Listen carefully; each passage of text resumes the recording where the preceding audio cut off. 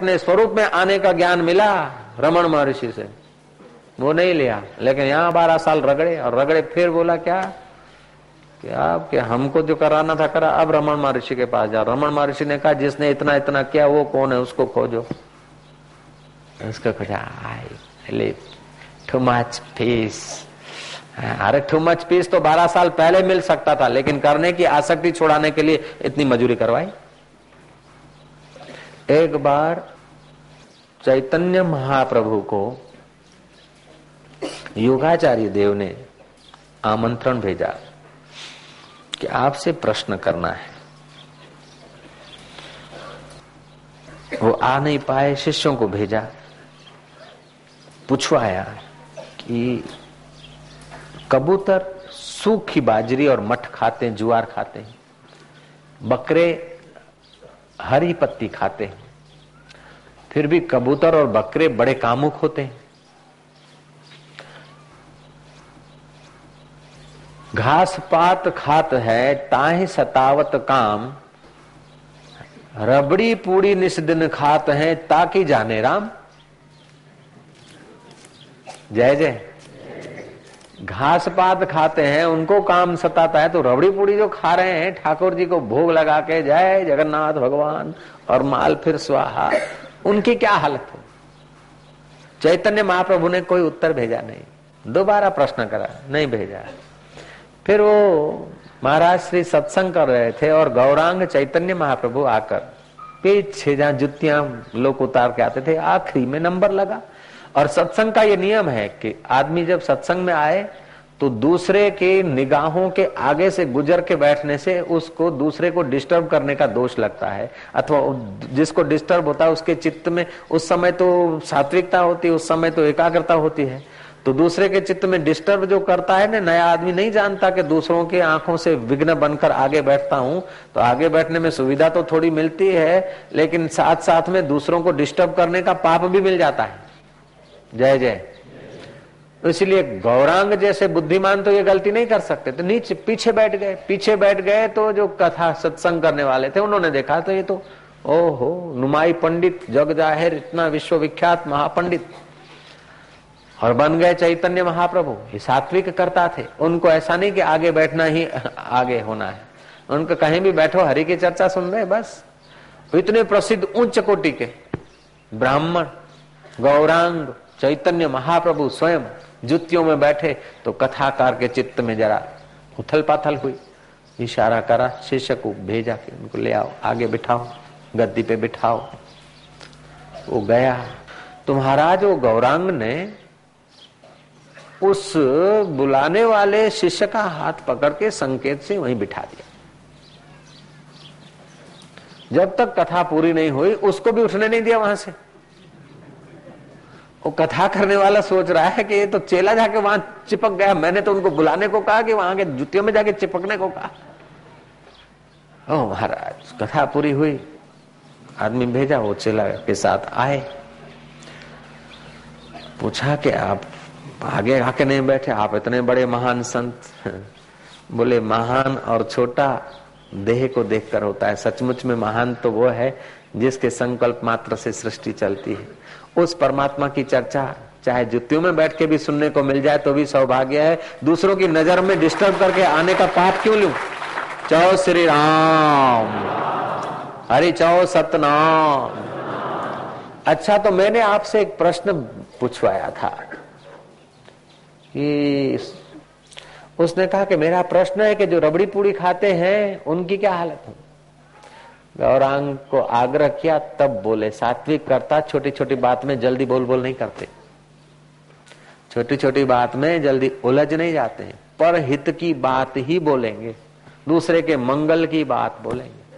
क्रोध के समय क्रोध को पचा लेंगे, लेकिन किसी का अहित होगा तो जरा गर्जना करके बता देंगे, नहीं तो चुप। महाराज गौरांग ने देखा कि और लोग सुन रहे हैं और उनके चित्त में संदेह है, संशय घुस जाएगा, उनका अहित हो जाएगा। गौरांग फिर बोले हैं, किसी का अहित न हो उसलिए बोले हैं। जैसे जड़ भरत रघुगण राजा का अहित न हो उसलिए बोले हैं, उसका कल्याण हो उसलिए बोले हैं। उसने कहा कि देखो कबूतर का दृष्टांत आपने दिया, उनका दृष्टांत दिया, ये खाते तो हैं रूखा सूखा, लेकिन बड़े कामी होते हैं। और शेर मांस खाता है, मांस, सिंह, और जीवन में एक बार संसार भोगता है।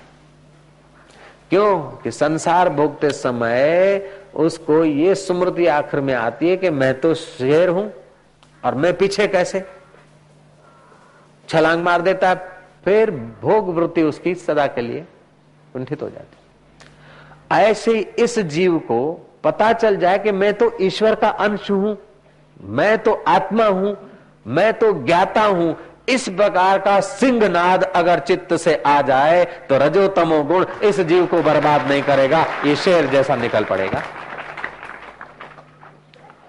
तो कभी कभी जातीयता के, संप्रदाय के संस्कार भी काम देते हैं, अच्छे होते हैं कि हम तो वैष्णव है, वैष्णव तंबाकू कैसे खाए, वैष्णव है बीड़ी कैसे पिए, हम तो दीक्षा लिए हैं, हम प्याली कैसे पी सकते हैं, हम सिनेमा घर में कैसे जा सकते हैं, हम ये टीवी देखकर अपनी शक्ति क्षीण कैसे कर सकते हैं, हम पर निंदा सुनकर बर्बादी क्यों कर सकते हैं, हम तो शिष्य हैं अमुक गुरु के। तो इस प्रकार की जो कर्ता की भावना है, वो कर्ता की भावना मदद भी करती है। जय जय। इसीलिए शास्त्रकारों ने ब्राह्मण का ये कर्तव्य है, बना दी चैनल, क्षत्रिय का ये कर्तव्य है। तो इतने कर्तव्य की सीमा में भोग बेफाम नहीं भोगेगा, भोग बेफाम नहीं भोगेगा, अनलिमिटेड भोग नहीं भोगेगा, तो उसके जीवन में संयम होगा, संयम जीवन में आएगा तो समय बचेगा और सात्विकता बढ़ते वो कर्ता गुणातीत हो सकेगा। इसलिए धर्म कर्म की व्यवस्था थी। संग रहित, अहंकार के वचन न बोलने वाले, धैर्य और उत्साह से युक्त तथा कार्य के सिद्ध होने और न होने में निर्विकार सात्विक कर्ता कहा जाता है। आदमी अपनी प्रशंसा करता है, अगर गुणातीत नहीं हुआ अपनी प्रशंसा करता है तो आत्मश्लाघा का पाप लगता है। एक समय अर्जुन और श्री कृष्ण अश्वत्थामा ने अनुचित किया था, उसको खोजने पकड़ने को गए थे। तो युधिष्ठिर महाराज अकेले रण में थे, भिड़े शत्रु से थक गए, बुरी तरह थक गए। शाम को अपना रथ एकांत में ले जाकर आराम किए। युधिष्ठिर ने कृष्ण ने और अर्जुन ने देखा कि युधिष्ठिर महाराज की पताका नहीं दिख रही रथ की, बड़े चिंतित हुए, घबराए, क्या हुआ, अनिच्छनीय तो नहीं हो गया कुछ। खोजते खोजते दूर रथ खड़ा है और पता चला। नजीक गए तो युधिष्ठिर महाराज बरस पड़े अर्जुन पर के, धिक्कार है अर्जुन, तेरे बाहुबलधारी, तेरे गांडीव धनुष्य के होते हुए मुझे इतना परिश्रम सहन करना पड़ा, इतना मुझे पीड़ा सहन करनी पड़ी, धिक्कार है तेरे गांडीव धनुष्य को। अर्जुन ने बाण चढ़ाया धनुष्य पे। श्री कृष्ण बोलते हैं शत्रु तो है नहीं, संध्या हो गई, किसके लिए तो बाण चढ़ाता है? महाराजा युधिष्ठिर के लिए। मैंने शपथ ली थी, ये राजसी करता देखो क्या कर रहे हैं, जयराम जी की। मैंने कसम उठाई थी कि मेरे गांडियों की कोई निंदा करेगा तो उसका सिरोच्छेद करूंगा। मैं अपनी प्रतिज्ञा पालन, और क्षत्रिय की प्रतिज्ञा आपको तो पता है, मेरे भाई हैं, पिता तुल्य हैं, प्रतिदिन नमस्कार करता हूं, मैं नहीं चाहता हूं इनकी हत्या हो, लेकिन मैं अपनी प्रतिज्ञा पूरी करूंगा। कृष्ण ने डांटा बुरी तरह, धिक्कार है तेरे ऐसी मूर्खतापूर्ण चेष्टा को। बोले भगवान कुछ भी आप डांटो समझाओ, लेकिन मैं अपनी प्रतिज्ञा तो पूरी करूंगा। प्रतिज्ञा पूरी ही करनी है तो बड़े आदमियों को तुकारे से बोलना ही उनकी हत्या करने जैसा है, बड़े आदमी का अपमान करना ही उनकी मृत्यु है। तुम तुकारे से अपना अपमान युक्त दो वचन कह दे, उनकी मृत्यु हो जाएगी, तेरी प्रतिज्ञा पूरी होगी। अर्जुन ने कहा तेरे को बोला था कि हम अश्वत्थामा को खोजने जा रहे हैं, फिर तू चिल्ला रहा है, तेरे को पता नहीं कि हम आने वाले हैं। हो गई, युधिष्ठिर का अपमान हो गया। और युधिष्ठिर जैसे महाराज को तू करके बोल दिया अर्जुन ने, इससे ज्यादा और मृत्यु क्या हो सकती। अर्जुन ने पानी पिया, फिर ठंडे दिमाग से सोचा कि बड़े भाई की हत्या करने वाला छोटा भाई, उसको तो जीते जी मर जाना चाहिए, नरक का दुख तो बाद की बात। चढ़ाया बाण। कृष्ण पूछते अब तो तीसरा है नहीं, दो भाइयों के सिवा किसके लिए चढ़ा रहा है? मेरे को तो प्रॉब्लम नहीं है, मेरे लिए